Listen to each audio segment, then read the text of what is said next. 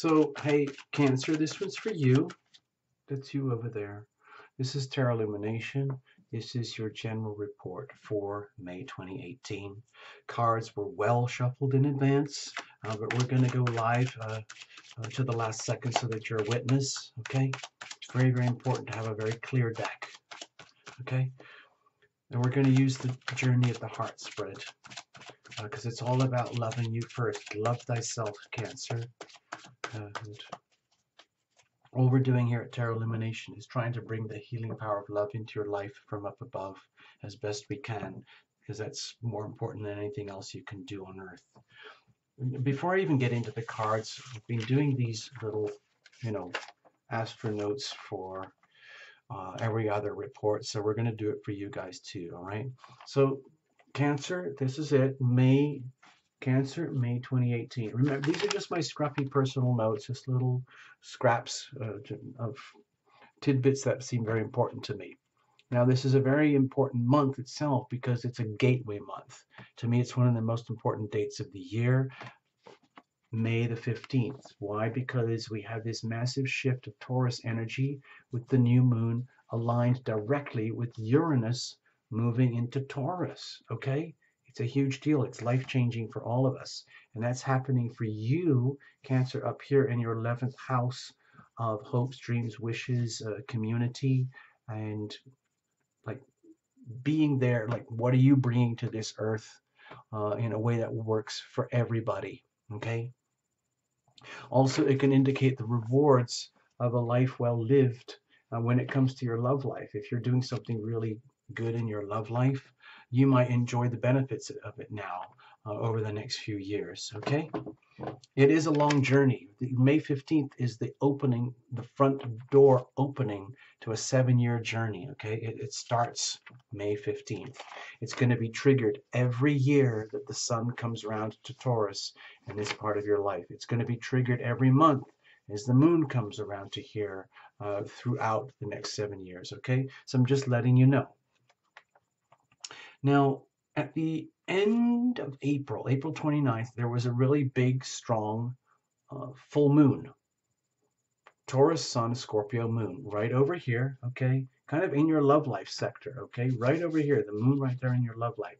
So you might be reaching a culmination where you realize there might be something really profoundly, like,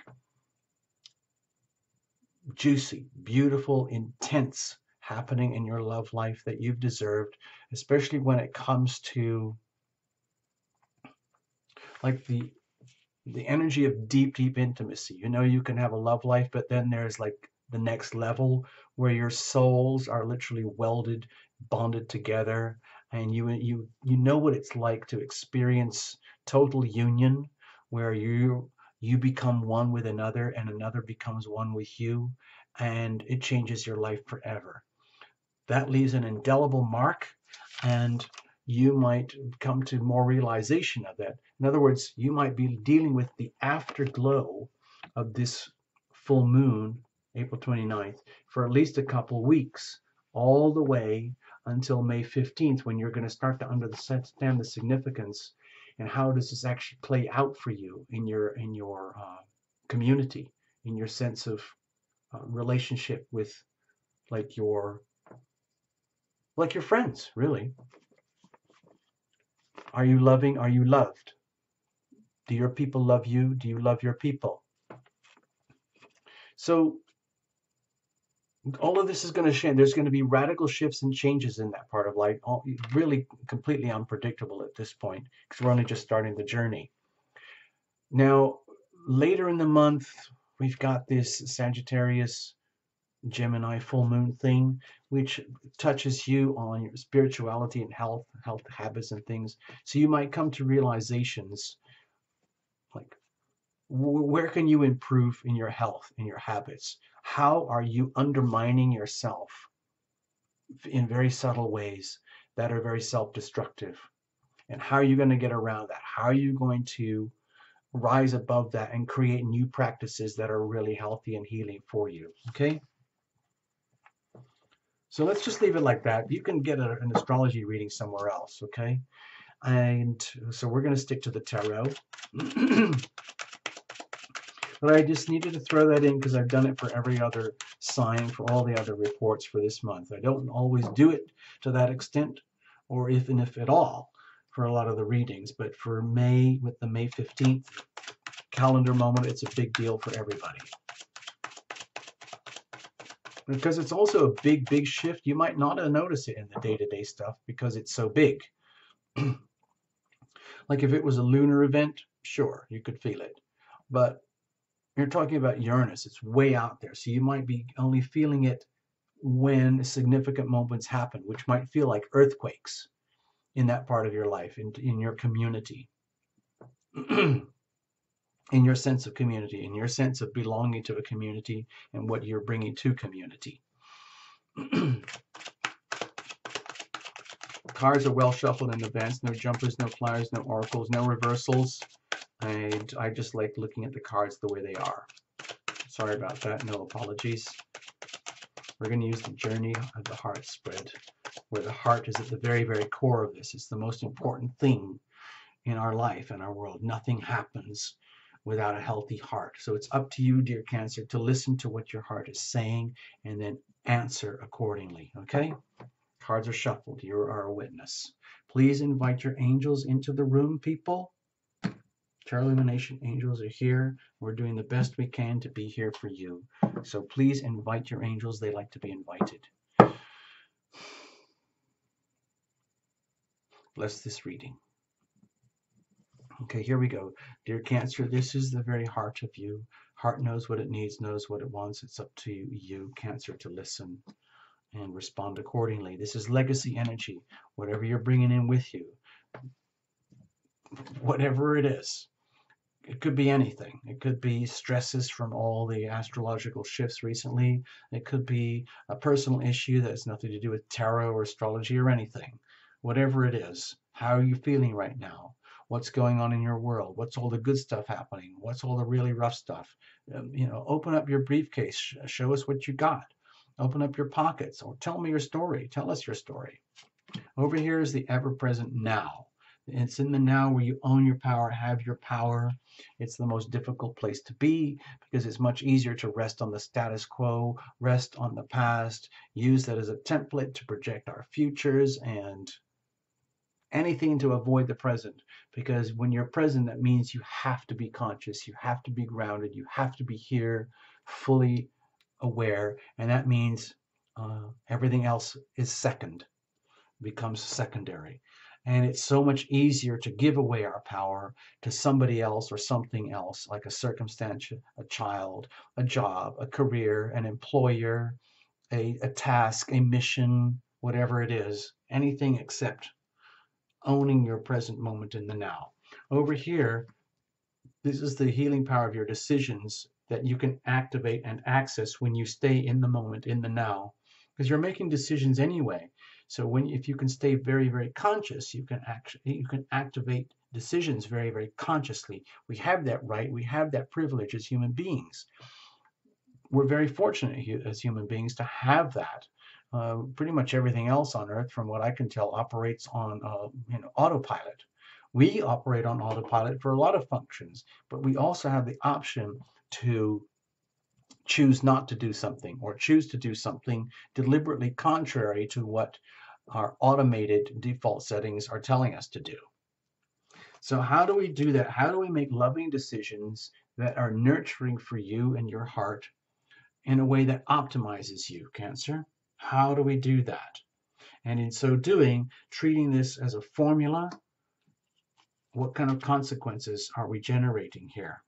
Now, if you're in the habit of abdicating your power, giving it away, and not enjoying having to make your own decisions, and you would rather someone else lives your life for you, you'd rather outsource your decisions, your code of life, everything, then this could feel much more like fate. It would be like, well, okay, well, it's no wonder this happened. It's just because my life sucks and all this horrible stuff happened to me when I was a child, and now I'm going to blame my future and everything that sucks about my future on my childhood. And you've done a miracle job of avoiding the present. What can you do in the present right now? What is the most loving thing you can do for you? What do you need right now for your heart, and how are you going to get that? No shame, no apologies.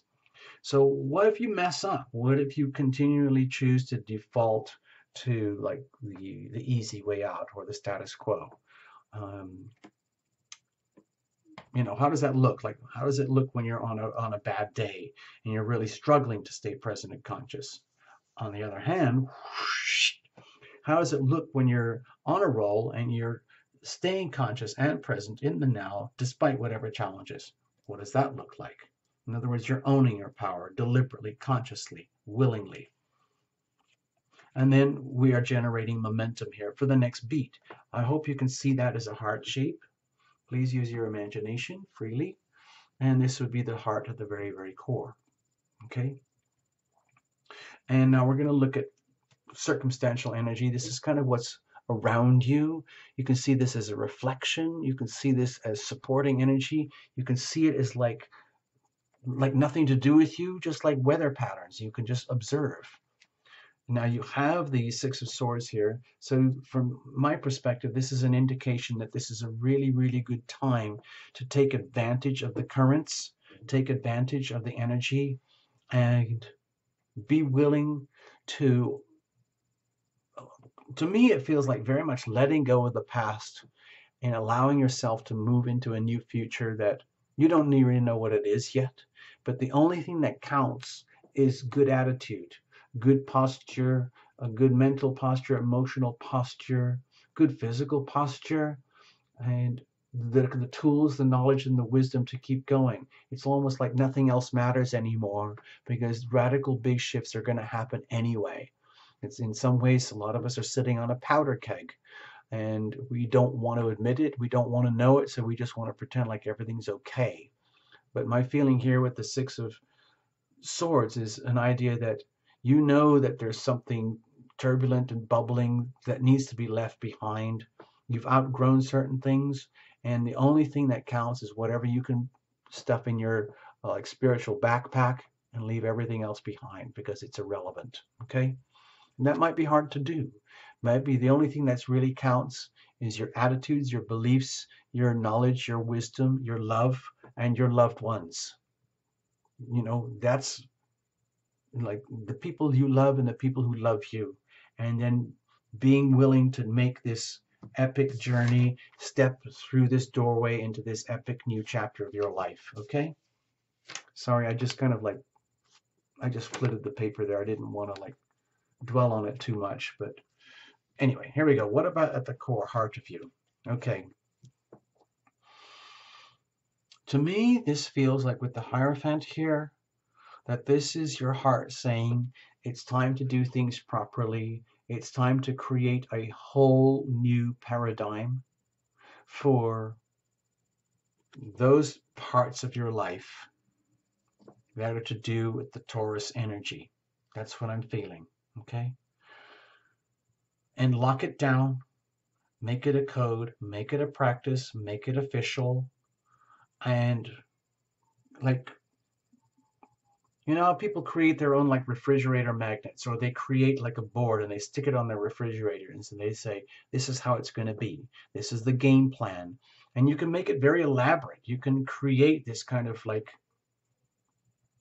a template or like a sketch or a doodle of a drawing of the commandments according to Cancer now. And the heart wants that. The heart wants order. The heart wants sense of structure and belonging and a formula that works for the long term, that isn't dependent on the fluctuations of your moods, your whims, or the moods and the changing whims of circumstances around you. We're talking about something that is stable at the very, very core. The heart wants to be married to itself. The heart wants to have its own sense of being not at the mercy of circumstance. Okay? In other words, this is higher. This trumps everything. The condition of your heart, the well-being of your heart, trumps everything and anything. And it has to be done by decree, by order. That's what I'm feeling like the heart wants here.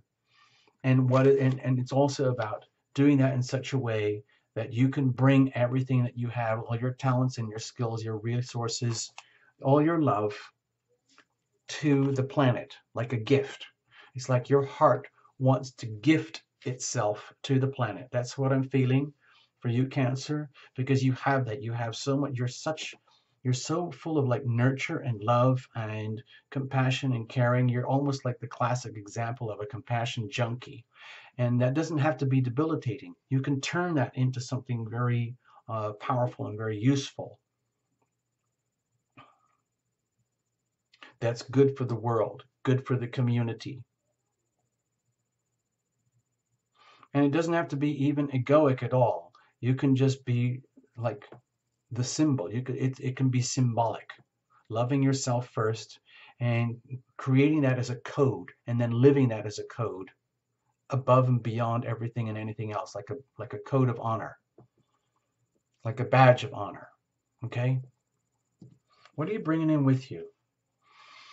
Okay, with the Seven of Pentacles here, my feeling is that you're aware that you still have a lot of work to do on yourself. You're also aware that you've done a really, really good job of planting seeds of love, and the evidence is starting to show in your life, in your world, including your love life. Okay? It's just, to me, it feels like it's very early days, and you might just be getting a glimpse of it with the full moon here, the very tippy end of April, and the afterglow for a few weeks. Like, what does it really mean? What is happening in your love life? What did you realize is happening in your love life, your romance, your creative self-expression at the very end of April, the very early parts of May? And how is that going to start? How are you going to integrate that more and more? Like, what does that mean, bringing that into this part of your life over here for the community? In other words, if you, how about this for an example? If you're learning tremendous amount of things from your love life and your creativity uh, at that part of your life, how does that work in the greater world around you? In other words, something that you can share with the greater world around you. To me, that's a very beautiful thing. You have the opportunity for that to happen, and it's almost like you're forgiven. It's okay. You can live and learn as you go along. It's like learning on the job. You don't have to suddenly enter May the 15th being fully qualified. You're going to be entering as unqualified as all the rest of us, and you're going to have to learn and grow as the rest of us as well. So there's an understanding that you're coming in knowing that you have a lot of remodeling, a lot of restructuring to do, a lot of homework, a lot of tending, a lot of pruning, and it's constant. It's a constant thing. You know deep down already. It's almost like admitting, hi, TL.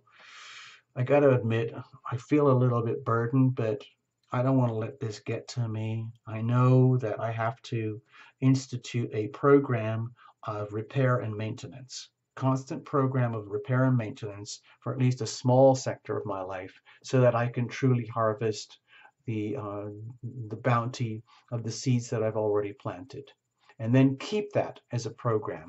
In other words, it's like when you buy a new car or something, just because it's brand new doesn't mean you can drive it until it stops and falls apart. You still have to do things like oil, gas, windshield wipers, and tire pressures and everything. That's repairs and maintenance. Always having to do the gas, always have to do cleaning and the washing.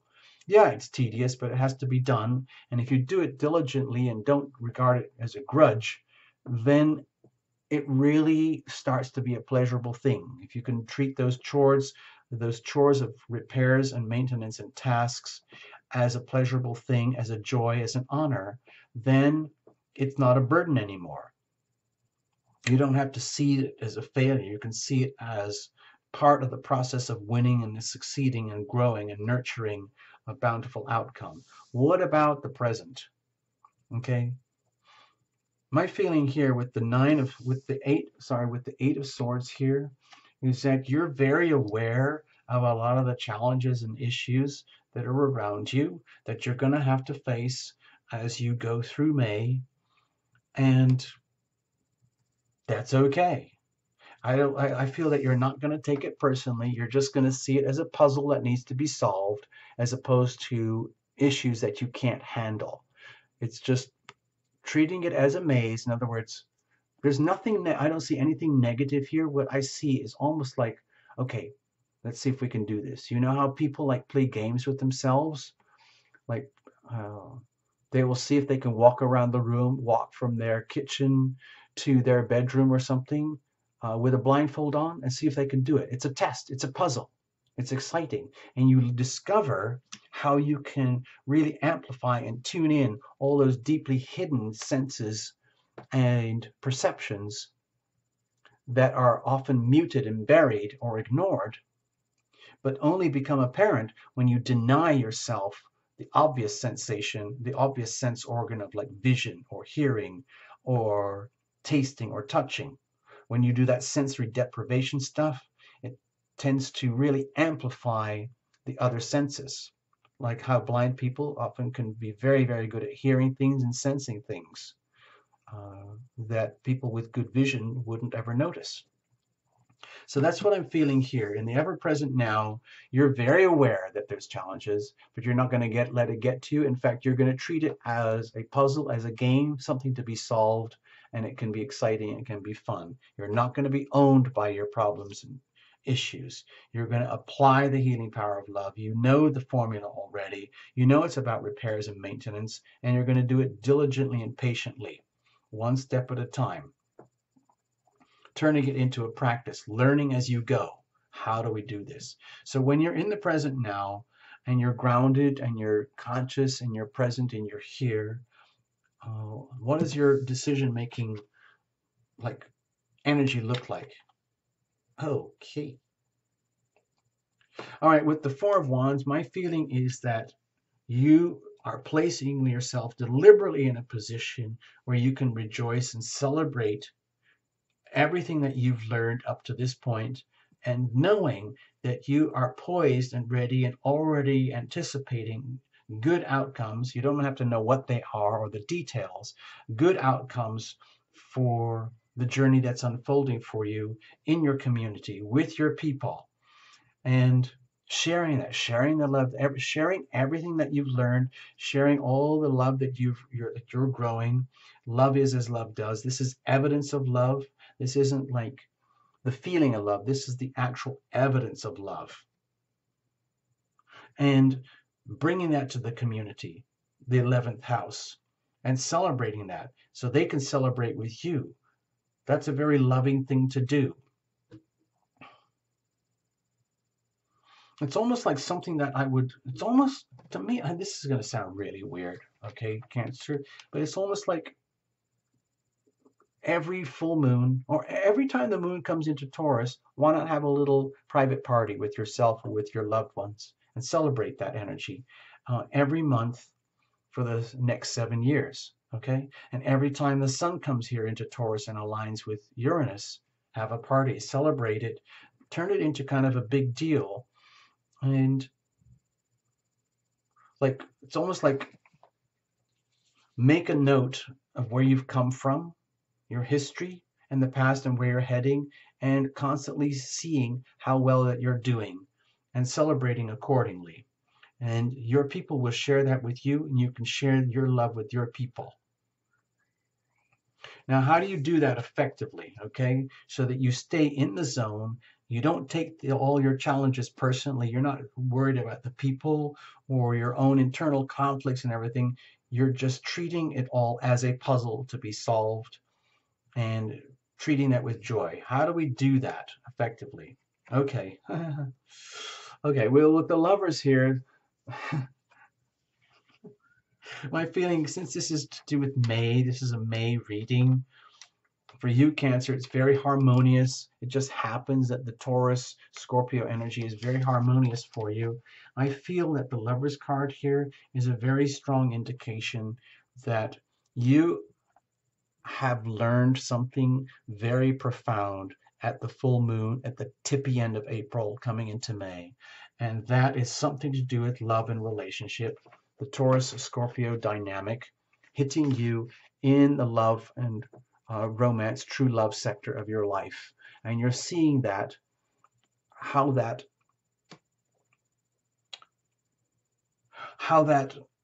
love phenomenon that we've been talking about can be witnessed and experienced in the context of a deeply profound loving relationship.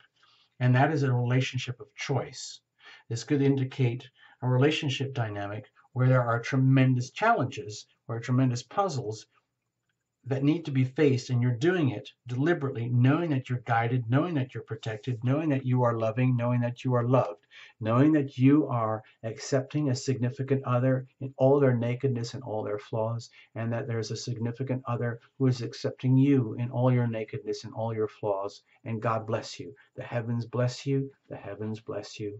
You are guided and you are protected. Knowing that. So that's how you do it. You know that a lot of the things that you're going to learn and experience are going to happen through to me, it feels like through the context of very significant relationships. Okay. Perhaps one relationship in particular. I mean, this is not a love and relationship reading. There's a whole playlist for that. So if you want to, go over there. But there's a very strong energy of marriage here. This could be the marriage to the self. Maybe you're involved in a dynamic where there's a marriage between yourself and a significant other through which you're going to learn a tremendous amount that you can bring to the world for others to understand and learn in ways that could only be learned in the context of a very deeply loving, deeply committed relationship, okay? Where the love of the self is paramount. It's nothing to do with codependency. It's like two very deeply loving people who love themselves very deeply. They make it their daily practice to love themselves first and foremost, and then they get to share that with a significant other who makes it their daily practice to love themselves first and foremost, and that would be you, Cancer. Okay? Consequently, let's have a look. Consequences generated. Okay, with the Two of Pentacles here, my feeling is that you're generating something that's actually very difficult to do. I don't want to pop your bubbles here. I was kind of getting I was not getting effervescent. What it is, this feels very solid and very, very real to me, very grounded, and it's about creating a whole new paradigm for you, where you're going to learn, where you have the chance to learn so much in the context of a deeply loving relationship. So when you're making these decisions about how to conduct your life through May, but I feel a lot of extended energy with this reading because it is so profoundly connected with May 15th and the opening of the gateway to Uranus at Taurus. I feel a very significant trajectory with this reading. It is as sweet as I'm trying to make this sound so that it's digestible and understandable. My feeling here is that the reality is that this is very heavy duty, very serious, and a very, very big deal. And when we're talking about the repairs and maintenance that need to occur, that you know that needs to happen in your journey unfolding, and knowing that you can't take any of your challenges personally, knowing that you're going to have to treat it all as an amazing, wonderful puzzle. This is something beautiful to celebrate, but the reality is it's actually extremely hard to do. That's what I'm sensing here, and it puts you in a position where you know that you're going to be constantly having to juggle and balance things that are very, very, very hard to juggle and balance. However, you can do it. This is actually you doing it. In fact, doing it successfully to the point where people would go like, how on earth do you do that, Cancer? How on earth do you handle that? Okay, sorry, I'm rambling a bit. It's going along the reading, pardon me. So what happens if you mess up and you like neglect like the seriousness of what's going on here, and you neglect what it means? In other words, you neglect how your own life journey impacts others. Okay? To me, it means you put everyone else in a state of fog and confusion where you can't help them and they can't help you. However, if you stick to the plan here, stick to the formula, no matter how challenging, it opens you up into like a world of beauty, a world of mystery, a world of divine awakening, divine knowledge, where everything that you need to know at any one point in time comes to you. Anything that you don't need to know is not available to you. And you don't have to take that personally. To me, this feels very, very much like angelic presence, where you get the chance to be almost like symbolic of, I don't want to say like a guru energy, but more like being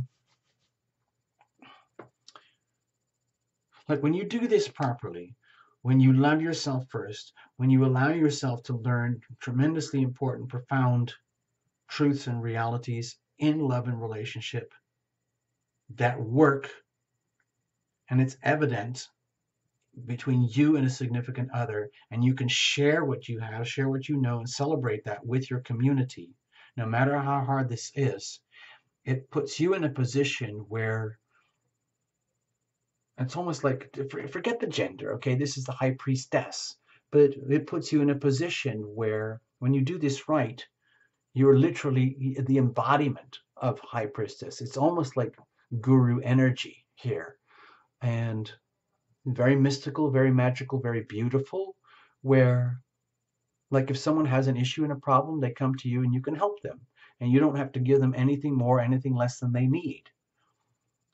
And you don't have to sell them a whole package deal of like going on your yoga retreat programs. You just need to give them a couple nuggets about what works. Okay? That's it. Very, very serene, very, very pure, very, very simple. Not easy, but very, very pure, very serene. And then the question is maintaining that. This is like super, super high frequency energy, like being the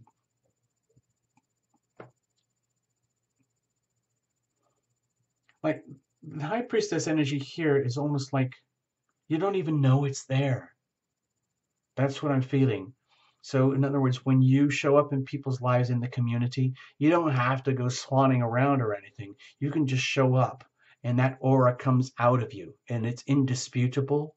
And there's nothing uh, good or bad about it. It's just what it is, and people resonate like that. They sense the aura of super high frequency, like the literally like being a high priest or a high priestess in its most beautiful form. What about the momentum here? Let's have a look. Okay, with the Nine of Wands, my feeling is that through this journey, you're going to be really taken to the limits of your abilities, because these are huge cards here, the Hierophant here, the Lovers here, the High Priestess here, and the Four of Wands here. My feeling is that you're going to be, let's say, deliberately and willingly going into this new journey starting May 18th, where it's going to really change your life, your whole world, love, relationships. It's going to be very challenging at times, and you're going to handle it. And because you become so skilled at this and do this without grudging in any way, shape, or form, you would be perceived as literally almost having these goddess-like qualities, male or female, very supreme, very compassionate, very, very deeply loving, but in a very, very pure, serene, and neutral way. It's not all gooey and romantic. One of the challenges, of course, is that to me it feels like there are going to be times where you're going to feel very stretched out and strapped, like, God, can I actually handle this? I don't know. It's so extreme. It feels like a very extreme reading to me, where there are going to be times and periods where you're going to wonder if you've got the stamina, the ability, the passion, the support to be able to do this. But so long as you remember to share with the community what you learn, what you understand, what you know, whatever it is you're learning in this significant love relationship, love life thing here, even though this is not a love relationship reading, then you will endure. No problem at all. You will endure. And it will just only get better from here. Okay, I kind of went over the top. Sorry, Cancer. There you go. Reinterpret however you want. Okay? Thank you so much. Thank you for choosing Tarot Illumination. All the best. Have a super May.